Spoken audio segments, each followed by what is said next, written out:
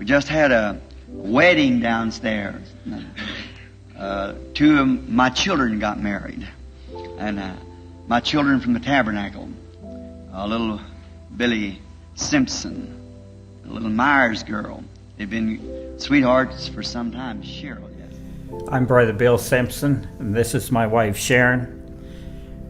We were the couple that were married in Shreveport, Louisiana, December 1st, 1963, at Brother Jack Moore's church when Brother Branham preached the Absolute.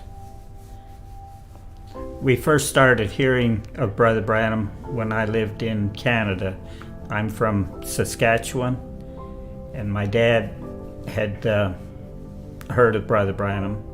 He first heard of Brother Branham in 1947 in Saskatoon, but then he never heard any more until he came down to some meetings in Owensboro, I think it is, and that was in 1953. And when he came home with records and some tapes and books, and from that time we listened to Brother Branham.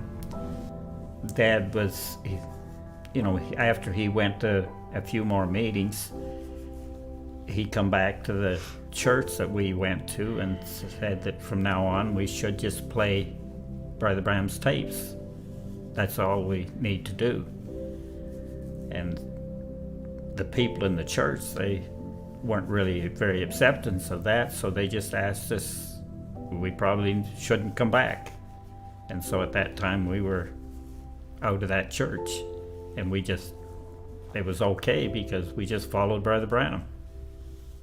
Because my dad, he went to meetings he went with Brother Sothman, they went to meetings.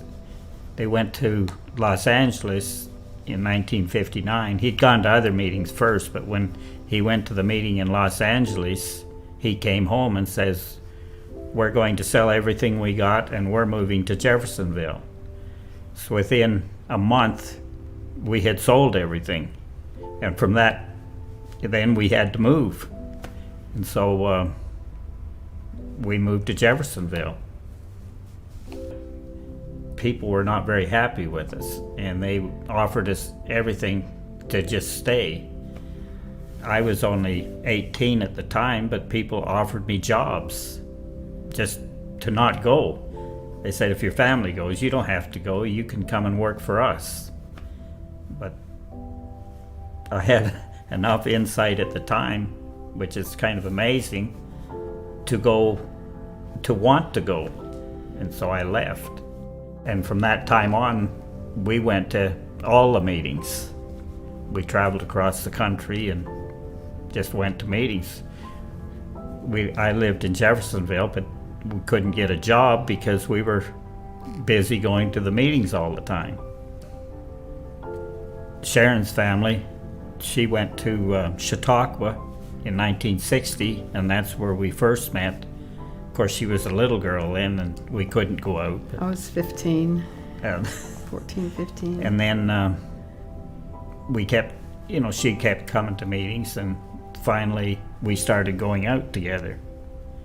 We continued to see each other at different meetings, and then finally we decided to get married, set a date for our wedding, but it all depended on Brother Branham's schedule. He called my aunt and told her that he could marry us down in Shreveport. I was living in Memphis at the time, Tennessee, and Bill was living in Tucson, Arizona, and he said he could marry us that weekend down at Brother Jack Moore's in Shreveport, Louisiana.